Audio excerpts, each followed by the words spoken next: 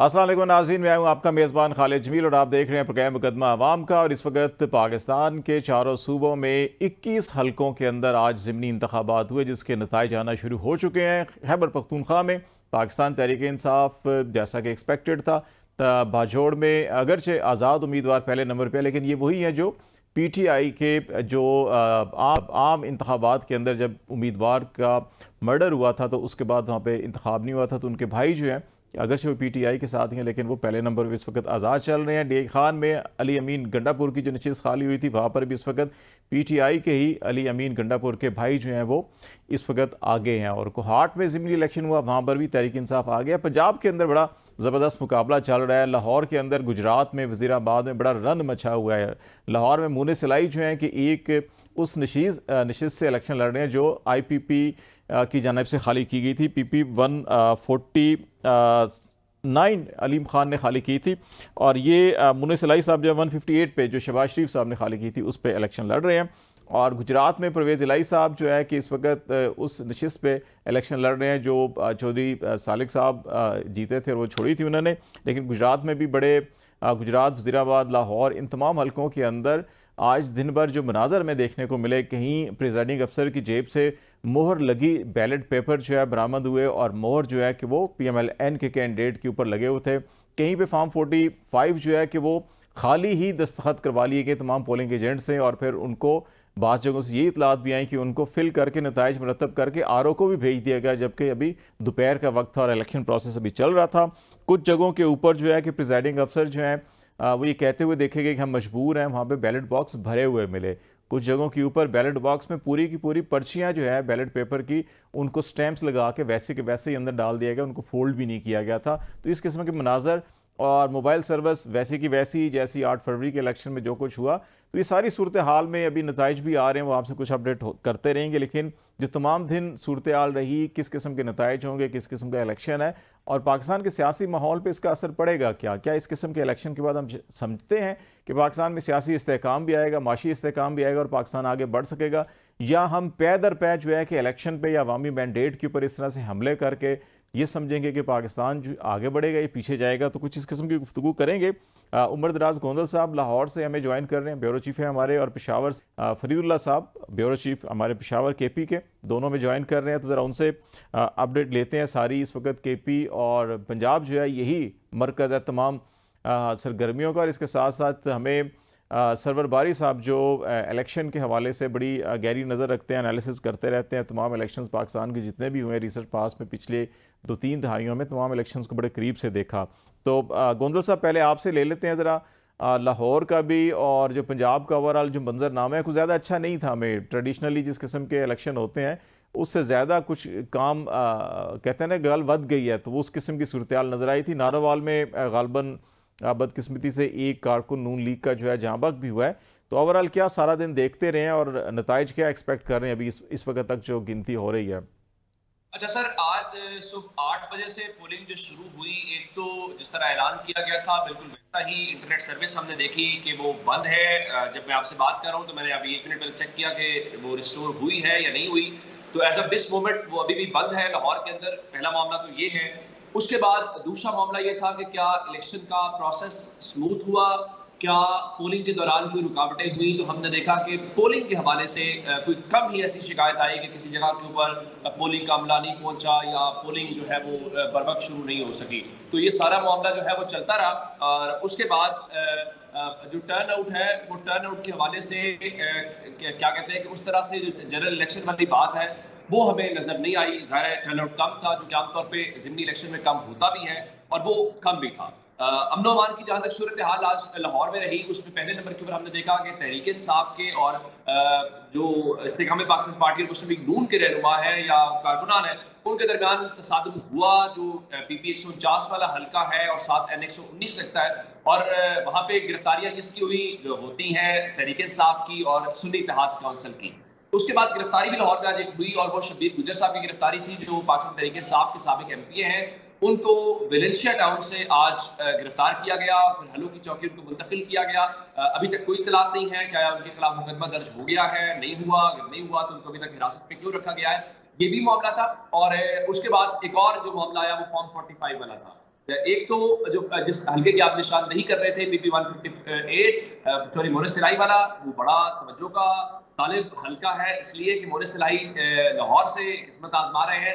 दो के उनका ताल्लुक आप जानते हैं वो गुजरात से है। रिवायती तौर पे वो या तो गुजरात से इलेक्शन लड़ते हैं या मंडी बहाउद्दीन से इलेक्शन लड़ते हैं। लेकिन इस बार उन्होंने जब लाहौर का फैसला किया तो उन्हें इस बात के ऊपर ही है कि क्या इमरान खान के कैंडिडेट बन के वो लाहौर से लोगों का एतमाद जीत सकते हैं। लेकिन ये बहुत सेंसिटिव हल्का तस्वर किया जा रहा है जिस पर बहुत ज्यादा दौड़े हैं। आज तहरीक इंसाफ का दावा ये था कि किसी एक पोलिंग स्टेशन के ऊपर भी, ये तहरीक इंसाफ है कि किसी एक पोलिंग स्टेशन के ऊपर भी फॉर्म 45 प्रिजाइडिंग अफसरान के पास नहीं थे। अच्छा, फिर तहरीक इंसाफ के दावे को एक तरफ रख देते हैं तो फिर दो ऐसे पोलिंग स्टेशन थे जिसमें 86 था और 87 था इसी कॉन्स्टिट्यूंसी का। वहां पे हमने देखा जो प्रिजाइडिंग अफसरान है उन्होंने तहरीरी तौर पे इलेक्शन कमीशन ऑफ पाकिस्तान को एक दरखास्त दी जिसमें उन्होंने बताया जनाब हमारे पास फॉर्म 45 नहीं है, पर हमने मुतल्लिका आरओ को फोन करके भी कहा है, हमें नहीं दिया गया। इससे ज्यादा प्रॉब्लम हुई 149 के अंदर। वहां पे सर प्रॉब्लम ये हुई कि पेशगी दस्तखत करवा लिए गए, वो फॉर्म 45 भी सामने आ गया कि आखिर इसकी जरूरत क्या थी। उसकी मंतिक का वो बड़ी शानदार है। वो फरमाने लगे जी शाम को चूंकि वक्त कम होता है तो इस सिलसिले में हमने जरा जल्दी साइन करवा लिए। फिर शोर मच गया। जब शोर मचा तो उसके बाद इलेक्शन कमीशन ने इस मामले को भी टेकअप किया और उन्होंने इस सिलसिले में भी रिपोर्ट तलब की है। तो ये वो सारी चीजें हैं जिसमें कुछ ना कुछ आगे पीछे मामला होते रहे। फिर जो शहजाद फारूक है 119 वाले जो अली परवेज मलिक के खिलाफ इलेक्शन लड़ रहे थे, उनका कि हमारे लोगों की आज भी गिरफ्तारियां हो रही हैं, रुकावटें डाली जा रही हैं। तो इस तरह से जो इलेक्शन का प्रोसेस है वो लाहौर के अंदर आज चलता रहा है। मजबूरी तौर पे पुरम कहेंगे, लेकिन टर्न आउट वाली सूरत हाल हमें जरा कम थी। जरा केपी की सूरत हाल लेते हैं, फिर मैं जरा सरवर बारी साहब भी ताकि आपकी गुफ्तगू सुन रहे हैं तो अपनी असेसमेंट भी देंगे कि साबका इंतखाबात और मौजूदा इंतखाबात का क्या मामला है। तो फरीदुल्लाह जरा आप बताएं कि केपी के अंदर बाजोड़ है, कोहाट है, DI खान है जहाँ पे इलेक्शन हो रहा है, तो वहाँ पे क्या मजमूई सूरत हाल है? क्या इस किस्म की वहाँ भी कुछ शिकायत हैं कि फॉर्म 45 गायब हैं या पहले से ही दस्तखत करवा लिए गए हैं या स्मूथ प्रोसेस चल रहा है वहाँ पे? फरीदुल्लाह साहब।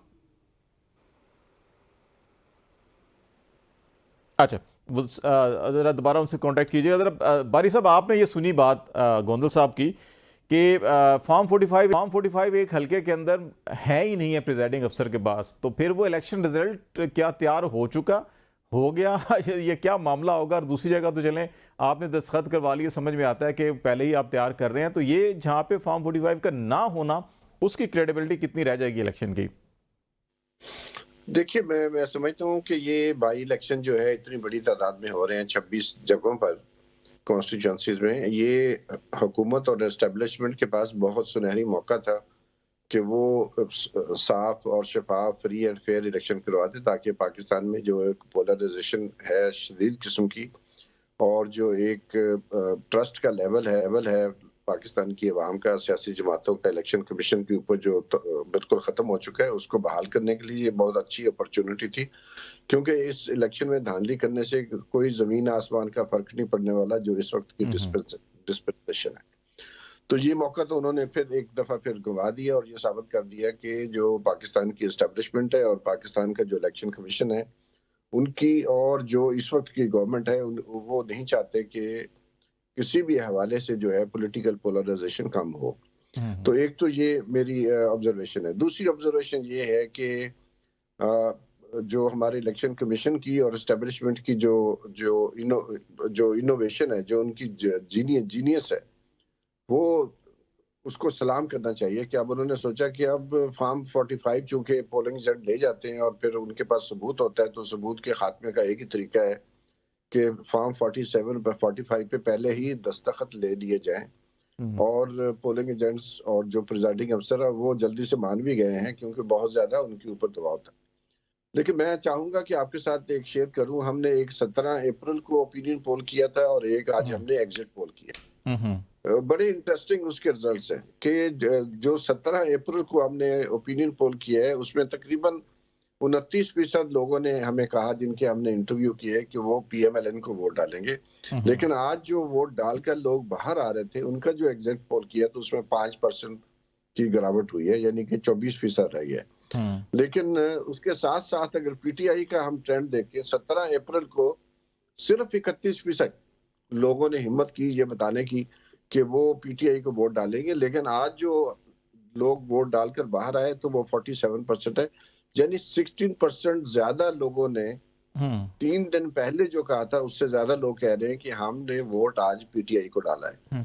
और हमारा जो सर्वे था 2024 के 8 फरवरी वाले इंतखाबात में, उसमें भी हमने चंद दिन पहले एक ओपिनियन पोल किया था, फिर इलेक्शन के दिन किया था, और जो अभी कर रहे हैं वो भी बहुत हम समझते हैं कि फिर नतायज उसके मुताबिक नहीं निकले थे। ये बारी साहब हमारी तो भी जो अंडरस्टैंडिंग थी पिंडी इस्लामाबाद में, मैंने खुद जो सर्वे किया था फरवरी से पहले, उसमें जो लोग एक खौफ की अलामत थी कि अच्छा हमने बोला तो टीवी के ऊपर या कोई सामने आ जाएंगे तो हमें पकड़ लेंगे, हमें मारेंगे, हमारी दुकानें गिरा देंगे, हमारे कारोबार तबाह करेंगे। ये जो रियासती जबर का एलिमेंट है वो हमें नज़र आ रहा है कि लोगों को कि आपने अच्छा जी अगर आपने किसी के हक में बोल भी दिया तो आपको नहीं छोड़ेंगे हम, तो वो अभी भी आपके इस सर्वे से वो भी नज़र आ रहा है हमें। जी बिल्कुल, लोगों ने वोट डालने के बाद जो राय का इज़हार किया है उसमें तकरीबन देखें ना 50% के लगभग लोग कह रहे हैं कि हमने पीटीआई को वोट डाल दिया, कि अब उनका ख्याल है कि चले वोट तो हमने डाल दिया है, हमने अपना फर्ज पूरा कर दिया है। जो फॉर्म और जो डिफाइंस है पाकिस्तान के अवाम का, एक पीसफुल डिफाइंस है, जो धांधली के 210 तरीके इंतजामिया इस्तेमाल कर रही है, उसमें आज के इंतखाबात में चंद और तरीके भी आगे हैं कि आप पहले से ही वोट डालकर जेबों में डाल के रखें। प्रिजाइडिंग अफसर जो हैं पहले से ही फॉर्म 45 तैयार कर लें, पहले से ही फॉर्म 46 तैयार कर लेंगे, और जो है वो सारा मामला जो है फिर वहीं के वहीं जो है वहां भी अटक जाएगा। लेकिन बहुत ही अफसोसनाक बात है कि पाकिस्तान की अदलिया, पाकिस्तान का इलेक्शन कमीशन, पाकिस्तान के एस्टेब्लिशमेंट, पाकिस्तान के जो प्रो स्टेटस को पार्टियां हैं वो एक साइड पे हैं, पाकिस्तान के अवाम दूसरी साइड पे खड़े हैं। मैं जरा तो केपी का ले लूँ थोड़ा सा व्यू सर। आप फरीदुल्लाह साहब ने हमें ज्वाइन कर लिया, मैं दोबारा जरा आता हूँ जरा केपी से भी। हम जरा फरीदुल्लाह साहब, दिन भर की जो सूरत हाल रही थी और अभी नताइज भी वहाँ पे नजर आ रहे हैं, केपी के अंदर एक्सपेक्ट भी किया जा रहा था ये ट्रेडिशनली बाजौड़ को हार टीआई खान, ये पीटीआई की ही नशिस्तें पहले भी जीते हुए थे, तो ट्रेंड तो वही नज़र आ रहा है। जो चीज़ें हमने पंजाब में ऑब्जर्व की हैं कि फॉर्म 45 पहले से तैयार होना या प्रिजाइडिंग अफसर को देना ही ना, किसी और जगह पे पहुंचाए गए हैं, आरओ के ऑफिस या कहाँ पे पहुंचा दिए गए हैं पहले ही, इस किस्म की चीज़ें कोई आपको शिकायत मिली हैं यहाँ पे केपी के अंदर? बहुत शुक्रिया खालिद जमील साहब। नहीं, इस तरह की शिकायत तो कभी नहीं मिली इन 4 हलकों में, लेकिन ये है कि जो पीटीआई ने टिकट तकसीम करने का जो वो था, वो एक मसला था। जो फौत हो गया था रेहान ज़ेब, हाँ, उनके होना तो ये चाहिए कि उसकी फैमिली में, लेकिन उनका जो भाई है मुबारक ज़ेब, वो आज़ाद हैसियत में कंटेस्ट कर रहे हैं, और अभी तक जो मेरे पास जो फिगर्स आ रहे हैं 14,500 से उनकी जो हतमी नतीजे हैं वो लीड है उसकी। सेकेंडली अंडरस्टूड है डेर इसमाइल खान में ये खदशा था सिक्योरिटी का, क्योंकि वहाँ पे जो 2 हमले हुए पे दर पे कस्टम हुकाम को, तो सिक्योरिटी बहुत ज़्यादा टाइट थी, टर्न आउट भी उस तरह नहीं रहा जिस तरह मतलब होना चाहिए ये सिक्योरिटी खदशात की वजह से। लेकिन बहरहाल हुई है, जो प्रोसेस है मुकम्मल हुआ है पुरअमन तरीके से, और लग ऐसा रहा है कि जो जिस तरह आपने कहा कि पीटीआई, लेकिन ये है कि जो इंडिपेंडेंट है स्पेशली बाजौड़ वाला, हाँ, वो आगे जा रहा है। तो एक्सपेक्टेड ये है कि ये बुनियादी तौर पर ये भी पीटीआई ही के वर्कर है, और इनका जो भाई है वो शहीद हुआ। वो जीतने के बाद ये पीटीआई में ही शामिल होंगे, सुन्नी इत्तेहाद कौंसिल पार्लिमानी पार्टी में, या ये इनके ऊपर कोई दबाव आ सकता है? क्या ख्याल है आपका? मेरे ख्याल में ये शामिल होंगे, जिस तरीके से जो इसी तरह अगर आपको याद हो 4 में भी हुआ था, एक टिकट दिया था वो फजल के भतीजे को, या भतीजे या भांजे हमजा, और उसके मुकाबले में जो पीटीआई का वर्कर था इफ्तिखार जान, वो जीत गया था। वो जीत गया था, और फिर बाद में वो पीटीआई में शामिल है। तो मुझे लग रहा है कि ये मुबारक ज़ेब जब जीतेगा तो डेफिनेटली वो बुनियादी तौर पर पीटीआई का, खुद को पीटीआई का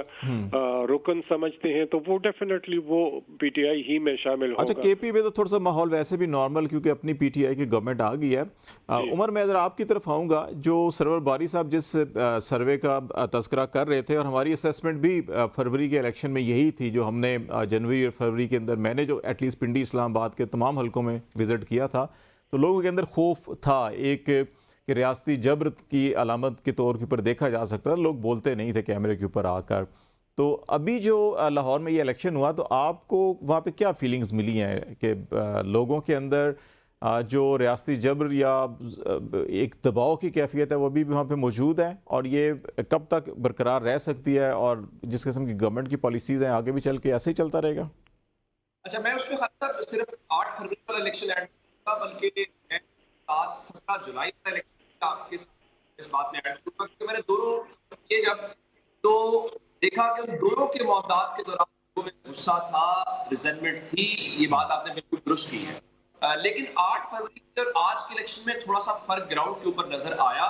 कैसे नजर आया? वो इस तरह से नजर आया कि सर आज हमने गाड़ियों के ऊपर तहरीक इंसाफ के झंडे देखे, हमने लोगों के जो कपड़ों के ऊपर या जहां भी उन्होंने स्टिकर्स लगाए हुए हैं गाड़ियों पे, सड़कों पे, अपनी जो भी ट्रांसपोर्ट का सिस्टम था वो हमें नजर आया। हम पोलिंग स्टेशन के बाहर गए, वहां तहरीक इंसाफ के कैंप्स भी नजर आए, और तहरीक इंसाफ के झंडों के साथ, जाहिर है वो बेशक सुन्नी इत्तेहाद काउंसिल के नाम से उनके उम्मीदवार थे, लेकिन उनके वो झंडे या रंग जो उनका सब्ज या सुर्ख है वो हमें नजर आया। इस सिलसिले में आज कोई दबाव नहीं था। तहरीक इंसाफ ने कहीं कोई ऐसा क्लेम नहीं किया कि रात को उनका कोई पोलिंग एजेंट जो है वो गिरफ्तार हो गया है, या आज के दिन उनका कोई पोलिंग एजेंट बन नहीं सका। ऐसी कोई आज वो दबाव वाली कैफियत हमें नजर नहीं आई। आज उससे बेहतर था। हाँ, एक चीज मैं आपको जरूर आइडेंटिफाई करना चाहता हूँ, हमने 8 फरवरी को देखा कि पोलिंग डे स्मूथ था। पोलिंग की हद तक, यानी वोटिंग शुरू होने से वोटिंग खत्म होने तक कोई रुकावट या उस किस्म की चीजें नहीं थी। ये अपनी जगह के ऊपर के इंटरनेट सर्विस या मोबाइल सर्विस बंद थी, और मीडिया को भी उस दिन अंदर जाने से नहीं रोका गया था, या इवन अंदर मोबाइल फोन इस्तेमाल करने से, मुराद की वीडियो बनाने से, या इस किस्म की चीजों से। आज यूं लग रहा था जैसे पुलिस बहुत रिलेक्टेंट है, पुलिस नहीं चाह रही कि मीडिया के लोग अंदर आए। हम सुबह 7 बजे या 6:45 बजे पोलिंग स्टेशन के ऊपर पहुंचे, क्योंकि आपको पता है कि उससे पहले की हमने तैयारियां बतानी होती हैं कि अगला टाइम पे पहुंचा है, नहीं पहुंचा, क्या कैसे इंतजाम है, पोलिंग बूथ सेट हो गया नहीं हुआ। उन्होंने उससे पहले भी, हालांकि मेरे बाद मुतल्लिका एसएचओ साहब आए वहां पे, उन्होंने उस वक्त भी उनकी बड़ी कोशिश थी कि हमें निकाला जाए। उनको बताया कि देखिए हमारे पास इलेक्शन कमीशन का एक्रेडिटेशन कार्ड है, हम जा सकते हैं। और ये शायद वजह इसकी बुनियादी यही होगी कि जो ये फॉर्म 45 वाला मामला जो कह रहे हैं कि कहीं साइन करवा ली गई है या कहीं है ही नहीं है, इस पर ज़रा मज़ीद बात करते हैं। उमर, हम ब्रेक ले लें, ज़रा कमर्शियल ब्रेक है नाज़रीन। ब्रेक के बाद वापस आते हैं तो ज़िमनी इंतखाबात, इसके नताइज जो सारी दिन भर जो है KP पंजाब के अंदर सूरत हाल रही, इस पर हम बातचीत जारी रखेंगे। हमारे साथ रहेगा। वेलकम बैक नाज़रीन। बातचीत कर रहे हैं हम पाकिस्तान में जो ज़िमनी इलेक्शन हो रहे हैं, माहौल कुछ बदला नहीं है। फरवरी का इलेक्शन देखें, अभी का इलेक्शन देखें, कुछ चीज़ें ज़्यादा बिगड़ गई हैं। तो ये की जा रही थी, अभी ब्रेक से पहले बारी साहब भी ये कह रहे थे कि एक्सपेक्ट ये किया जा रहा था कि अच्छा अपॉर्चुनिटी है कि इतने हल्के हैं, कोई 21 हल्के हैं, अगर इनमें से अपोजिशन जो है कि कुछ नशीद से ज़्यादा ले भी जाती है तो कोई आसमान नहीं गिर जाना था, लेकिन एक इमेज बिल्डिंग की जा सकती थी रियासती इदारों की, इलेक्शन प्रोसेस को, कुछ उसकी साख को बहाल किया जा सकता था। लेकिन जो आज दिन भर हमें नज़र आया उसने पहले रही सही साख तो वैसे थी ही नहीं, लेकिन इसके ऊपर जो है कि सोने पे सुहागा कर दिया कि उसको मज़ीद ख़राब किया। बारी साहब, ये इसमें बुनियादी मसला कहाँ पे लग रहा है आपको? क्या हमारी छोटी छोटी अनाएँ हैं, ज़िद है, हमारा मुल्क जो है वो पीछे हो जाता है और हम ज़ाती शख्सियात हमारी या हमारी ख्वाहिशात या हमारे छोटे छोटे मफादात मुल्क के ऊपर, कौम के ऊपर, इदारों के ऊपर, हमारे मुस्तकबिल के ऊपर हावी हो जाते हैं, या कुछ और मसाइल हैं कि हम इन चीज़ों से निकल नहीं पा रहे बाहर? देखिए, फंडामेंटल इश्यूज जो हैं वो हमें समझने पड़ेंगे। फंडामेंटल इशू पाकिस्तान में जो है वो जो अस्करी एस्टेब्लिशमेंट है उसकी हेजमनी का है। अब जो उसकी हेजमनी है वो कैसे कायम रह सकती है? वो तभी हो सकती है कि पाकिस्तान की जो सिविलियन एलीट है, जो कि बहुत करप्ट है, जिनके मफादात बहुत महदूद हैं, यानी कि उनके अपने इंटरेस्ट हैं, इकोनॉमिक इंटरेस्ट हैं, उनके कोई इंटरेस्ट नहीं है इस मुल्क को सर्व करने का। नहीं तो पाकिस्तान देखें, अभी UNDP ने रिपोर्ट निकाली है, ह्यूमन डेवलपमेंट इंडेक्स की बात करें, ग्लोबल जेंडर गैप इंडेक्स की बात करें, हम दुनिया के हर किस्म के जो इंडेक्स है, मेजरमेंट्स हैं, उसके ऊपर पाकिस्तान सबसे नीचे है। और आपकी इकोनॉमी की सूरत हाल पे मैं तबसरा नहीं करना चाह रहा हूँ क्योंकि आज ज्यादा इलेक्शन का मामला है, लेकिन पाकिस्तान के अवाम के लिए तो सबसे बड़ा मसला उनकी जिंदगी जो है, फूड इनसिक्योरिटी की बात है, वो बढ़ती जा रही है, पॉवर्टी बढ़ रही है, बाकी सब चीजें हैं, इकोनॉमी ग्रो नहीं कर रही। इस वक्त हमारे पूरे खित्ते में हम सबसे पीछे हैं, और जिन जमातों की अस्करी क़यादत जो है मदद कर रही है, वो पिछले 40-50 साल से बरसे इक़्तिदार हैं, और उनकी कारकर्दगी का ये अंजाम है कि पाकिस्तान आज साउथ एशिया का जो है declared sick man of south Asia है। हर, जैसे मैंने पहले कहा, हम हर हवाले से सबसे नीचे हैं, हमारी अदलिया आजाद नहीं है, अब सबके सामने है। अभी जो फैजाबाद धरने की रिपोर्ट आई है उसके बाद आप अंदाजा लगा सकते हैं। तो असल में उनके जो इंटरेस्ट हैं, उनकी जो स्टेक्स हैं वो बहुत हाई हैं। दे थिंक उनकी जो स्टेक्स हैं वो पाकिस्तान की अवाम और पाकिस्तान की एक हैसियत, एक नेशन और मुल्क होने के, उनकी अपनी स्टेक उससे बड़ी है।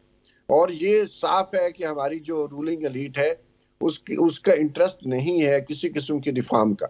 नहीं तो मैंने जैसे पहले कहा है, जितनी पोलराइजेशन है और ये इल्जाम दिया जाता है एक पार्टी के ऊपर कि वो किसी किस्म की इस पोलराइजेशन को तेज करने में उनका हाथ है, घर घर में लड़ाई कर दी है, अदारे एक दूसरे से लड़ रहे हैं।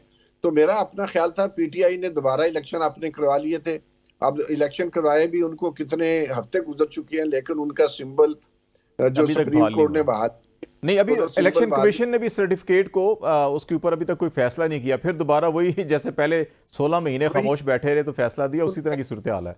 तो उससे लगता है कि जब तक जो इनकी हेजमनी को चैलेंज करने वाली पार्टी है या लीडर है, वो जब तक सबमिट नहीं करेगा अपने आप को, वो इनकी हेजमनी को तस्लीम नहीं करेगा, तो हमें पाकिस्तान भाड़ में जाए, पाकिस्तान के अवाम भूखे मरते तो मरते रहें। पाकिस्तान में दहशतगर्दी का जो आपने देख ही लिया है, हाल ही में कराची की जो सूरत हाल है वो भी आपके सामने है। रोजाना जो मार कुटाई, स्ट्रीट क्राइम बढ़ता जा रहा है। तो मेरा अपना ख्याल है उनकी अपनी हेजमनी चूंकि इन क्वेश्चन हो गई है। पाकिस्तान की तारीख में कभी जिस पार्टी को इक़्तिदार से निकाला गया था, फिर उसको अगले इमीडिएट इलेक्शन में उसको जीतने नहीं दिया गया था। तो ये पहली दफा हुआ है कि पार्टी जिसको निकाला उसने बहुत मज़ाहमत की है और मज़ाहमत किए और ज्यादा ताकत के साथ वापस है। अच्छा, एक चीज और बड़ा क्विकली बताइएगा बारी साहब हमें कि पहले ये कहा गया कि रिजर्व सीटें इसलिए नहीं मिलती कि आपका तो एक बंदा भी नहीं है असेंबली के अंदर, पार्लिमान के अंदर। अच्छा, इस बार तो इनके लोग आ जाएंगे, वो इंतखाबी निशान घोड़ा है जो सुन्नी इत्तेहाद कौंसिल का, तो वो जो मामला अभी भी कोर्ट्स के अंदर पेंडिंग में है रिजर्व सीट का, तो इस बुनियाद के ऊपर कि अब तो पार्टी एग्जिस्ट कर रही है पार्लिमान के अंदर, तो कोई फेवर इनको मिलेगी या आप समझते हैं कि जो हो गया सो हो गया, अब कुछ नहीं हो सकता? मेरी नजर में कोई किसी किस्म की जो इंतजामिया है, एस्टेब्लिशमेंट है, वो कोई किसी किस्म की लीनियंसी का मुजाहरा नहीं करेगी। वो सबके सामने है। अगर पीटीआई के कुछ लोग समझते हैं कि दरिया के जरिए उनको कुछ रिलीफ मिलेगा, तो मेरा अपना ख्याल है कि ये जो उनके अंदर वकला लॉबी है, ये उसका असर है। लेकिन जो पार्टी के अंदर सियासी कारकुन हैं जो जद्दोजहद करने पे यकीन रखते हैं, उनका यकीन ये नहीं है। तो मेरी नजर में ये हमें देखना पड़ेगा कि किस तरह जो सिविल सोसाइटी अपना किरदार अदा कर सकती है। देखिए ना, 2002 में जनरल मुशर्रफ ने 17% कोटा खवातीन के लिए मुकर्रर किया था, जिसकी वजह से पाकिस्तान में तकरीबन 20% जो हमारी पार्लियामेंट है या इलेक्टेड असेंबलीज है, उनमें खवातीन की जो है पार्टिसिपेशन थी। अब वो गिरकर जो है वो तकरीबन 12-13% पे आ चुकी है। खैबर पख्तूनख्वा की सारी सीटें खाली पड़ी हैं तकरीबन।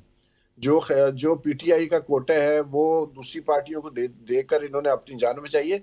लेकिन पाकिस्तान में जो सिविल सोसाइटी है, एचआरसीपी है, विमेन ग्रुप्स हैं, उन्होंने इसके ऊपर बिल्कुल बंद किया हुआ है। उनको किरदार अदा करना होगा। जरा मैं फरीदुल्लाह साहब आपकी तरफ आता हूँ कि केपी की सूरत हाल में अभी ये सारा ज़िमनी इलेक्शन हो जाएगा। अब इसके बाद अगला मरहला आएगा कि अच्छा जी कि आप सियासी जमातें जो तहरीक की तरफ बढ़ रही थी कि हमें इसकी पार्लियामेंट का तकद्दुस या जो वो मैंडेट का तकद्दुस है उसको बहाल करवाना है, ये उस तरफ बढ़ेंगे। तो अब ये क्या नई जहत आपको वहाँ पे नज़र आएगी? और दूसरा, गोंदल साहब आप भी ज़रा, ये आपकी तरफ मैं आऊँगा फरीदुल्लाह साहब के बाद, ज़रा ये इस नुक्ते पर गौर कीजिए कि पंजाब की सियासत में जो चौधरी फैमिली का किरदार था, शुजात साहब, वजाद साहब और ये परवेज़ इलाही साहब, इनके ख़ानदान के अपने जो इत्तेहाद की एक अलामत समझा जाता था, और फिर इस घर की ख़वातीन के साथ जो कुछ हम पिछले 6 महीनों से देख रहे हैं और आज भी जो हमने मनाजर देखे पोलिंग स्टेशन के ऊपर, कभी आपने तस्वर किया था कि इसके घर की ख़वातीन के साथ ऐसा कुछ होगा? ज़रा इसके ऊपर भी हम आपसे कमेंट लेंगे। फरीदुल्लाह साहब, पहले ये ज़रा बताएं ना ज़रा कि अब ये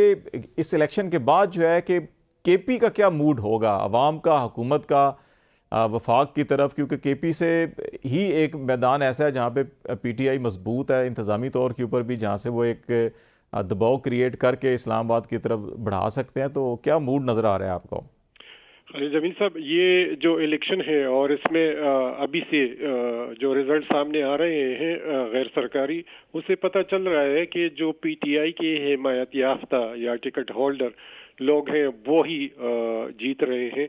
तो मेरे ख्याल में इनकी जो कारकुन हैं उनके हौसले मजीद बढ़ेंगे और इन्होंने जो लॉन्ग मार्च और इस तरह के प्रोटेस्ट वगैरह इसका ऐलान किया है, ये मजीद एग्रेसिव होंगे और ये जल्द से जुलूस एहतजाज और मेरा ख्याल है कि ये बढ़ेंगे, क्योंकि ऑलरेडी एक मसला चल रहा है पुख्तनख्वा के जो बकायजात हैं और उस पर काफ़ी ठीक ठाक मतलब उनका जो स्टांस है वो तेज़ी से आ रहा है। मुलाकातें भी हो रही हैं, लेकिन बातचीत से वो बात हल होने की तरफ नहीं जा रहा। तो मेरा ख्याल है कि बजट से पहले क्योंकि अब आगे बजट की तैयारी भी शुरू होगी और यहाँ इनके पास कुछ है भी नहीं, प्रोजेक्ट्स वगैरह जितनी भी है, मंसूबे हैं, इवन के तनख्वाह के लिए पैसे नहीं होते।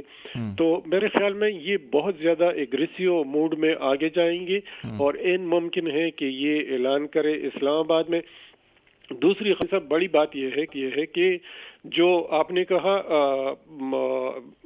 उसका खवातीन, बारी साहब ने कहा कि खवातीन की जो नशस्तें हैं, अब पाकिस्तान की सियासत को एक ऐसे मोड़ पे ला के खड़ा कर दिया कि बिल्कुल डिक्टेटरशिप से भी बढ़ के सेनेट में पुख्तनख्वा की जो नुमाइंदगी है वो है ही नहीं। तो किस तरह आप इसको जमहूरियत कहते हैं कि ये जमहूरी निज़ाम या जमहूरियत है। और मेरी दूसरी बात ये है कि जो फरवरी के इलेक्शन के नतीजे में जो मरकजी हुकूमत बनी है, उन्होंने जो इक़दामात उठाए हैं बिजली, गैस, पेट्रोलियम मसनूआत, उसके नतीजे में ख्वाह पंजाब के हो, ख्वाह बलोचिस्तान के हो, पुख्तनख्वा के हो या सिंध के हो, वो सारे लोग जो है, आम लोग जो है वो रो रहे हैं इस महंगाई की वजह से। और इस महंगाई की वजह से जो अभी उमर साहब कह रहे थे ना कि law and order situation, Karachi की देखें लॉ एंड ऑर्डर सिचुएशन, यहाँ पुख्तनख्वा की देखें लॉ एंड ऑर्डर सिचुएशन, ये बिगड़ती जा रही है और ये जिद अना की वजह से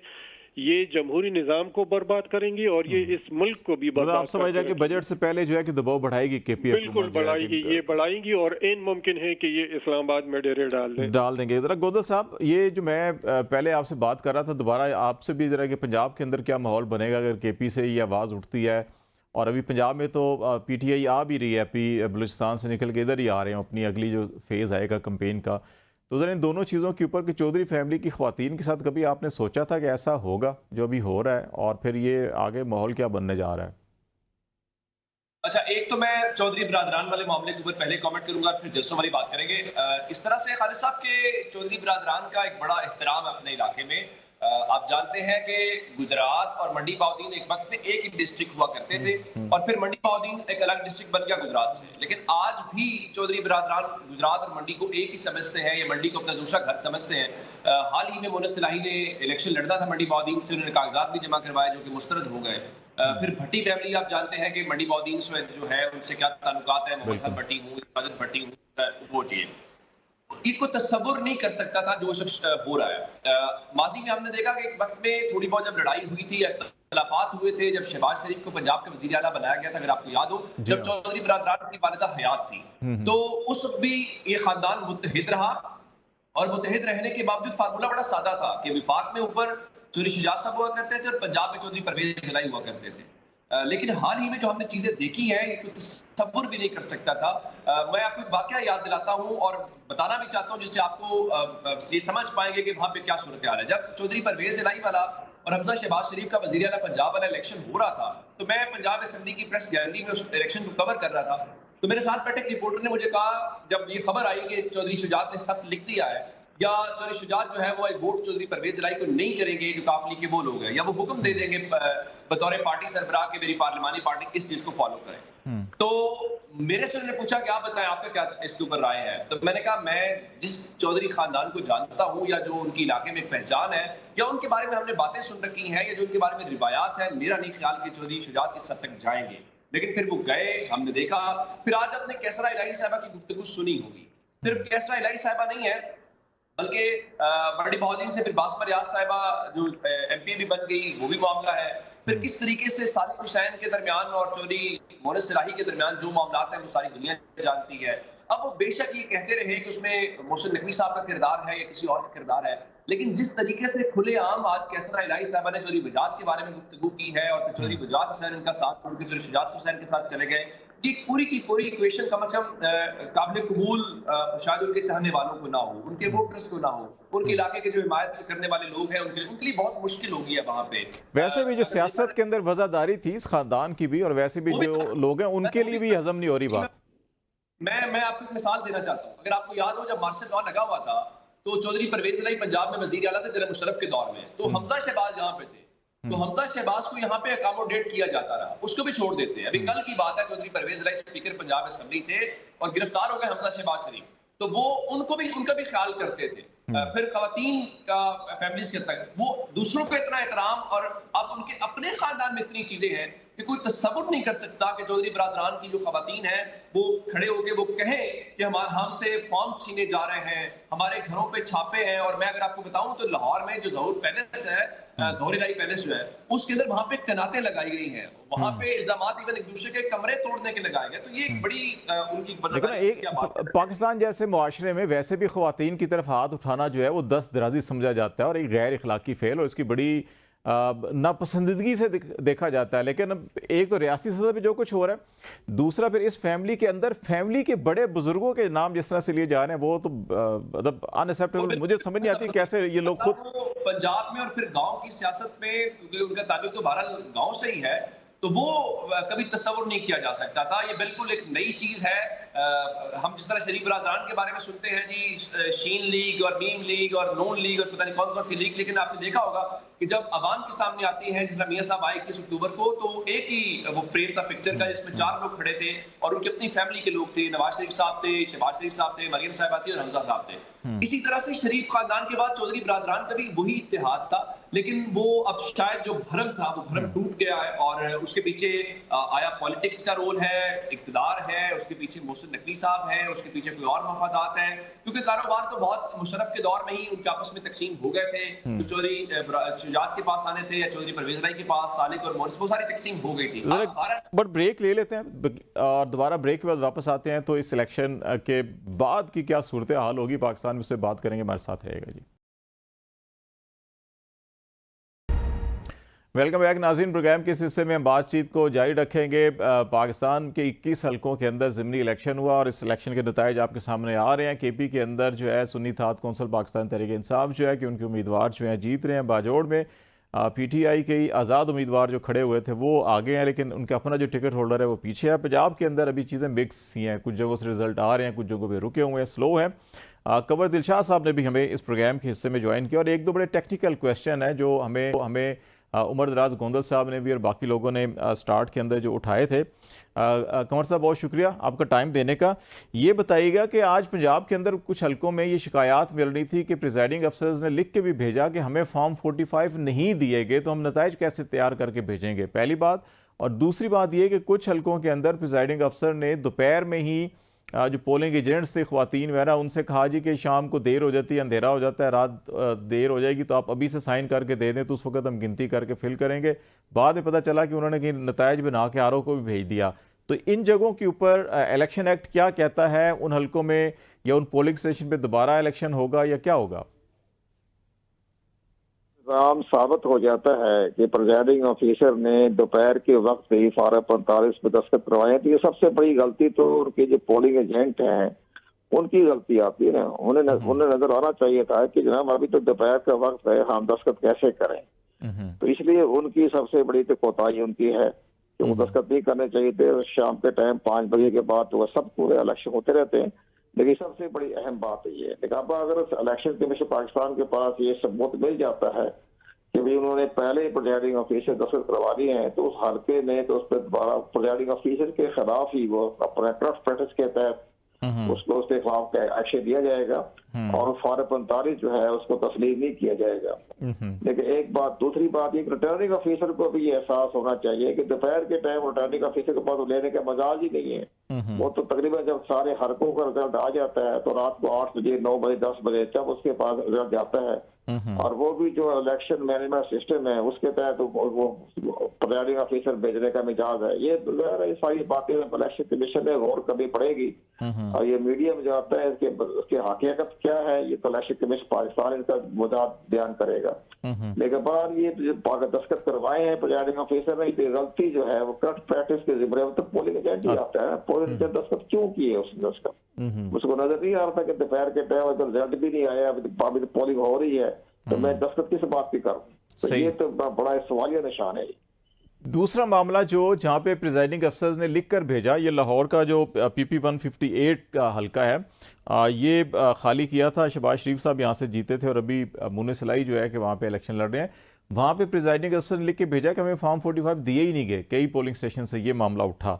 ये कैसे हो सकता है कि फॉर्म 45 जाए ना प्रिजाइडिंग अफसर के पास? हाँ, ये तो बात उसकी दुरुस्त नहीं है। इसके बाद ये तो इसका रिटर्निंग ऑफिसर ही जवाब देते। वो रिटर्निंग ऑफिसर ने जो पोलिंग बैग तैयार करता है उसमें डाले और पोलिंग बैग में जो है वो फार्म 45 भी होते हैं, इलेक्टोरल भी होते हैं, बाकी सारा इलेक्शन मटेरियल भी होता है। उस पोलिंग बैग के अंदर ही फार्म 45 रखा जाता है। तो ये तो फिर रिटर्निंग ऑफिसर जवाबदेह होगा कि आपने जो पोलिंग बैग तैयार किया उसमें ये फार्म 45 क्यों नहीं उसके अंदर शामिल किया, क्यों रखा गया। तो ये तो रिटर्निंग ऑफिसर पे हर्फ आएगा और वो इसको जवाब देना पड़ेगा। अगर प्रिजाइडिंग ऑफिसर देख कर दे दिया है तो फिर रिटर्निंग ऑफिसर ही इसका जवाब देगा। और अगर इसमें यह साबित होता है कि वाकई ये गफलत RO ऑफिस में हुई है तो इलेक्शन एक्ट के तहत वहां भी कार्रवाई हो सकती है RO ऑफिस के खिलाफ, RO के खिलाफ। RO के खिलाफ तो हमारा तो शुरू से भी हमारा कहना है। और इसके बाद में सबसे बड़ा अहम फैसला चीफ जस्टिस पाकिस्तान जस्टिस उस्मानी ने भी ये फैसला लिखा हुआ है कि यही किसी पोलिंग स्टेशन पर अगर करप्ट प्रैक्टिस होती है तो फिर रिटर्निंग ऑफिसर और प्रिजाइडिंग ऑफिसर ही जवाबदेह होते हैं, उनके खिलाफ ही मुकदमा दर्ज किया जाना चाहिए। ये तो चीफ जस्टिस पाकिस्तान का फैसला है। और इलेक्शन एक्ट में भी प्रोविजन मौजूद है इसकी इलेक्शन एक्ट में भी मौजूद है। तो सेक्शन 174 भी है, 167 से लेकर 185 तक। उसमें अगर किसी पोलिंग स्टाफ ने अगर कहीं गड़बड़ की है, करप्ट प्रैक्टिस की है या उसने मैनिपुलेट किया है तो उसके खिलाफ जो है मुकदमा दर्ज हो सकता है। अच्छा, एक चीज़ और हमें बताइएगा कि आपने खुद भी इलेक्शन करवाए और ऐसे इलेक्शन भी करवाए जहां पे वाकई पाकिस्तान को सिक्योरिटी के हवाले से बड़े खदशात और दहशतगर्दी अरूज पर थी। उस दौर में भी आप इलेक्शन में थे। तो ये जो फ़ोन का बार बार बंद होना, इंटरनेट फ़ोन का बंद होना इलेक्शन के दौरान, इलेक्शन एक्ट या जो आईन पाकिस्तान में कहता है कि आप इलेक्शन कमीशन का रोल है कि फैसिलिटेट इतना करे कि लोग ज़्यादा से ज़्यादा इसकी भरपूर शिरकत हो ताकि अवामी राय सामने आए। ये चीज़ें बंद करने से कम्युनिकेशन बंद हो जाती है, तो इससे तो जो टर्न ओवर है वो कम हो जाता है। तो आप ये समझते हैं कि ये वाकई दुरुस्त हल है या इसका कोई अल्टरनेट हल निकालना चाहिए? इसमें सबसे बड़ी बात यह है जो स्टेट का मामला हो जाता है जब वो सिक्योरिटी का नाम लेते हैं। यदि आप सिक्योरिटी के पॉइंट ऑफ व्यू से हम इंटरनेट बंद कर रहे हैं, वजारत दाखिला ने जो ऑर्डर जारी किए पाकिस्तान टेलीकम्युनिकेशन अथॉरिटी को, तो उन्होंने कहा हमें तो वजारत दाखिला ने हुक्म जारी किया था। अब वहाँ जहाँ सिक्योरिटी का मसला आ जाए, दहशतगर्दी आ जाए, इस तरह से सब इदारे मजबूर हो जाते हैं। अब इसी तरह इसी सिक्योरिटी के नजरबंदी तो नहीं होती आजकल, लेकिन सिक्योरिटी को देखते हुए बहुत से शख्सियात को भी आप देखिए घरों में बंद कर दिया जाता है। डॉक्टर कबीर खान 15 साल तक घर में नजरबंद रह गए। सिक्योरिटी पॉइंट ऑफ व्यू है, सिक्योरिटी पॉइंट ऑफ व्यू है। अब सिक्योरिटी पॉइंट ऑफ व्यू के तहत इंटरनेट भी बंद हो जाते हैं, मोबाइल भी बंद हो जाते हैं। इसमें कोई इदारा खामोश हो जाता है। हमारी हाई कोर्ट, सुप्रीम कोर्ट भी कुछ नहीं कर सकती क्योंकि सिक्योरिटी का पॉइंट बस हो गया। तो ये तो इसका तो कोई हल नहीं है। ये तो सिक्योरिटी के पॉइंट ऑफ व्यू से जिस तरह चाहे आप इंटरनेट बंद कर दें, मोबाइल बंद कर दें, तो ये उसी पॉइंट ऑफ व्यू से आज बंद करते हैं। वाकई फर्क पड़ता है। वोटर तो घर से निकलता नहीं है, उसको लाइन नहीं मिलती कि मेरा पुलिस स्टेशन किधर है। तो मोबाइल पे हर चीज आ जाती है ना, बाकायदा लोकेशन आ जाती है। तो वो चीज ना है तो फिर वोटर्स को भी तकलीफ होती है पुलिस स्टेशन पहुंचने पर। तो इस पर असर तो पड़ता है वोटर टर्नआउट के ऊपर। आप नहीं समझते कि इलेक्शन की क्रेडिबिलिटी के ऊपर अभी रिसेंटली भी जितनी भी एतराज़ात उठे थे पाकिस्तान में भी, बाहर भी जो मुबसरीन थे, उनका ये ख्याल था कि ये एक बहुत बड़ा हर्डल है कि आप टर्नओवर कम हो जाता है। और फिर जो इलेक्शन कमीशन ने खुद जो ऐसे सिस्टम डेवलप किए थे कि आप अपना वोट नंबर या पोलिंग स्टेशन सारी करते हैं, वो जो एक SMS भी करते हैं वो भी बंद हो जाता है। तो उससे तो इलेक्शन प्रोसेस पे तो हम फैसिलिटेट नहीं कर रहे। फिर ये दुरुस्त फरमाया आपने। हम भी इसके बारे में बड़े कंसर्न हैं कि जब भी इलेक्शन 8 फरवरी को इलेक्शन हुए तो उस पर भी अचानक इलेक्शन कमीशन पाकिस्तान की मशावरत के बगैर ही निगरान हुकूमत ने और तमाम अपना इंटरनेट जो है बंद कर दिया, मोबाइल बंद कर दिए, जिससे इलेक्शन मैनेजमेंट सिस्टम में मुतासर हुआ और प्रिजाइडिंग ऑफिसर वक्त के ऊपर रिटर्निंग ऑफिसर को रिजल्ट ना दे सका। तो रात 3-4 दिन 2 दिन गुजर गए, जबकि चीफ इलेक्शन कमीशन बार बार हुक्म जारी कर रहे थे कि रात के 2 बजे तक तमाम रिजल्ट जो है वो इलेक्शन कमीशन को पहुंचाया जाए। उनके हुक्म की भी तामील ना हो सकी और अब भी यही मामला हो रहा है कि अब ये जैसे आप फरमा रहे थे कि ये सारा मामला जो है ये तो इंटरनेट की वजह से भी मुतासर हुआ, रिजल्ट आने में भी देर हो जाएगी। लेकिन चूंकि लाहौर का तो आधे घंटे में रिटर्निंग ऑफिसर का दफ्तर है प्रिजाइडिंग ऑफिसर से, तो वो बाई हैंड जाके उसको पेश कर दें। लाहौर में, कसूर में, इन जगहों में जो खास शहरों में हो रहा है इलेक्शन, तो वहाँ तो कोई मसला नहीं हो, तो रिटर्निंग ऑफिसर को बाई हैंड भी दे सकते हैं। चले, बहुत शुक्रिया। कंवर दिलशाद साहब बातचीत कर रहे थे हमारे साथ इलेक्शन प्रोसेस और इसको कुछ मसले मसाइल हैं। उमरदास गोंदल साहब हमारे साथ ही हैं। तो गोंदल साहब, दरमियान में आपसे हम बात कर रहे थे कि वो जो अभी इलेक्शन के बाद की सूरत हाल है, KP से जो दबाव, फरीदुल्लाह साहब हमें पेशावर से ये बता रहे थे कि वहाँ तो तैयारी उनकी है, फ़ंड है नहीं है उनके पास, और अगर बजट भी नहीं होता तो फिर डेफिनेटली वो वफाक की तरफ बढ़ेंगे। और उसमें क्योंकि लास्ट टाइम मुझे याद पड़ता है फरीदुल्लाह साहब ने एक ट्रांसमिशन में कहा था कि वहाँ पे ANP और जो शेरपो साहब की पार्टी है वो सूबाई हकूक़ के हवाले से वो भी PTI की इस तहरीक को ज्वाइन कर सकती है। तो ऐसी सूरत पंजाब में आप क्या देख रहे हैं? अच्छा सर, पंजाब के अंदर एक तो वो PTI खुद चाहती है कि उनको स्पेस मिले, तो ज़रा अगर 6 इत्तेहादी जो जमातें हैं उनके साथ वो मिलकर ग्राउंड में उतरे तो ज़रा आसानी रहेगी। लेकिन हमने देखा है कि 19 तारीख को लाहौर के अंदर उन्होंने जलसा किया जिसमें उमर अयूब साहब थे या जो दीगर क़यादत है वो भी आई। फिर हमने कसूर के अंदर शेर अफजल मरवत की एक रैली नुमा जलसा देखा N132 के अंदर, तो लोगों की तादाद तो बहुत बड़ी आई। लेकिन ये 9 मई के बाद पहला वाकया था कि पाकिस्तान तहरीक इंसाफ ने लाहौर में या कसूर के अंदर कोई पब्लिक गैदरिंग की और वो पब्लिक गैदरिंग होने दी गई। उस दौरान गिरफ्तारियां नहीं हुई, उस दौरान किसी किस्म की वो चीज़ नहीं हुई। ये अलग बात है कि ज़िले इंतजामिया से वो इजाज़त मांगते रहे, वो नहीं दी गई, अदालत ने मुदाखलत की। कसूर में वो भी बगैर इजाजत के उन्होंने कर लिया, उसमें मुकदमा भी हो गया। अब मैं आपको बता देता हूँ कि इस सिलसिले में एक कमेटी बनाई गई है पंजाब में, जिसमें तमाम ही पंजाब की जो लीडरशिप है वो शामिल है। बसरा साहब हो गए, हाफिज फरत हो गए, डार बरादरान हो गए, सबको उसमें शामिल किया गया है कि पंजाब के अंदर कैसे हमने एक पब्लिक मूवमेंट लेके चलनी है या कैसे लोगों को अपनी तंजीम को मोबिलाइज करना है। तो तजवीज़ ये आई है, पहली तजवीज़ ये थी कि गुजरांवाला में जलसा किया जाए। अब जो साहबजादा हामिद रजा हैं सुन्नी इत्तेहाद कौंसिल के सरबराह, उनकी जानिब से एक तजवीज़ ये है कि फैसलाबाद से आगाज किया जाए। वो उनका घर है, वहाँ पे उनका काफ़ी वोट बैंक भी है जी। उसकी वजह ये भी है 8 फरवरी वाले इलेक्शन में क्लीन स्वीप किया एक लिहाज से फैसलाबाद के अंदर पाकिस्तान तहरीक इंसाफ ने, और फैसलाबाद ज़ाहिर है कि अर्बन इलाका है, तो उनका ख्याल है कि वहाँ पे उनकी मकबूलियत है। तो हमें जरा अभी लाहौर नहीं जाना चाहिए, लाहौर आखिर में जलसा होना चाहिए एक जो जब तो वो फैसलाबाद के जलसे के हवाले से वहाँ पे तजवीज़ आई है। लेकिन जाहिर है कि वो तहरीक इंसाफ अकेली ने फैसला नहीं करना, बाकी जमातें भी हैं। तो इस तजवीज़ को इसलिए अभी उसके ऊपर कोई ऐलान नहीं हुआ कि जो बाकी जमातें हैं उनको भी एतमाद में ले लिया जाए। तो तहरीक इंसाफ को इससे फर्क नहीं पड़ेगा, इस नताइज से कि क्या फर्क पड़ता है। तहरीक इंसाफ 5 में से अगर एक सीट भी निकाल गई तो वो तो करेंगे, देखिए हमने गवर्नमेंट की एक सीट और कम कर दी है। असल मसला ये है कि गवर्नमेंट क्या उनको मूवमेंट चलाने देती है, क्या गिरफ्तारियां ये छापे होंगे, ये तहरीक इंसाफ के लिए भी है। फिर तहरीक इंसाफ की क़यादत जो पंजाब में है उसके ऊपर भी सवालिया निशान है। मियां असलम इकबाल कब सामने, माद अजहर कब सामने आएंगे। लेकिन उन सब बातों से कता नजर अगर हुकूमत जो है वो इन चीजों के ऊपर रही, गिरफ्तारियां करने के हवाले से, मुकदमात को लेके, तो मेरे ख्याल से हुकूमत के लिए भी नुकसानदेह होगा। मीडिया, सोशल मीडिया का दौर है, लोगों को चीजों का पता चल जाता है, आप नहीं छुपा सकते। और आप वो जो परसेप्शन बनाना चाह रहे हैं मरियम नवाज शरीफ साहबा की पंजाब के अंदर, मेरे ख्याल से जब इस किस्म के इकदाम होते हैं कि जीपी चौक तो उसका नुकसान होगा। अच्छा ये बताएं कि जमात इस्लामी इस तहरीक के साथ शामिल हो सकती है? और मियां नईम बड़े एक्टिव, हाफिज नईम साहब जो है कि बड़े एक्टिव हैं, बड़े फाल, कराची के अंदर तो बड़ा हल्ला गुल्ला उन्होंने किया कि अगर वो इस तहरीक में शामिल होते हैं तो फिर क्या इस पे... अगर आपने उनकी तकरीर सुनी हो जो उन्होंने तकरीब हलबरदारी में मंसूरा में की, मैं वहां मौजूद था, वो किसी तौर पे भी जमात इस्लामी के किसी रिवायती अमीर की या जमात इस्लामी के किसी रिवायती रहनुमा की तकरीर नहीं थी। उन्होंने वही जबान इस्तेमाल की जो पाकिस्तान तहरीक इंसाफ इस हुकूमत के मैंडेट को लेकर करती है। उन्होंने फॉर्म 47 का जिक्र किया, उन्होंने मुसल्लत का लफ्ज इस्तेमाल किया, और उन्होंने कहा कि हम कबूल नहीं करेंगे, हम तहरीक चलाएंगे। अब चूंकि 6 जमाती जो अलायंस है उसमें पाकिस्तान तहरीक इंसाफ के साथ वो शामिल हैं, लियाकत बलोच साहब उसमें नुमाइंदगी करते रहे, पशीन जलसे में भी वो गए। अब देखना ये है कि हाफिज साहब के आने के बाद उसमें क्या फर्क आता है कि वो सोलो फ्लाइट पे जाते हैं या अपना वजन तहरीक इंसाफ के साथ डालते हैं। लेकिन वो बड़ा ये अहम बात होगा। है मैं जरा तो तहरीक- क्विकली, फरीद साहब हमारे साथ हैं? फरीद साहब क्विकली जरा बता दीजिएगा, वो जो ANP और शेरपो साहब का था कि सूबे के हकूक पे साथ आ सकते हैं, तो अगर ये सूबे के हकूक पर ही KP आगे बढ़ता है तो क्या होगा?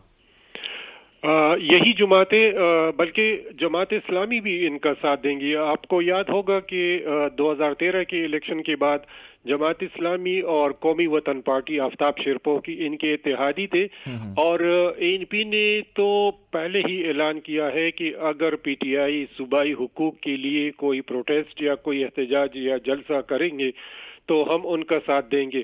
तो मेरे ख्याल में इन्होंने जो शुरू से एक ही रट लगाई है, एक ही बात उनका सामने आ रहा है कि सूबे के हुकूक, बिजली, पानी, गैस, और ये तो अगर ये मुकदमा ये आगे लेके जाएंगे तो डेफिनेटली जिस तरह बलूचिस्तान में है इसी तरह पख्तूनख्वा में। बहुत शुक्रिया फजीलुल्लाह साहब आपका, उमर दराज गोंदल आपका, और सरवर बारवी से बहुत शुक्रिया। नाज़रीन, हम बातचीत करते हैं इलेक्शन के बाद जो सूरत हाल पैदा होगी उसके ऊपर। आज तक के लिए इतना ही। खालिद जमील को इजाज़त दीजिए। अल्लाह हाफिज़।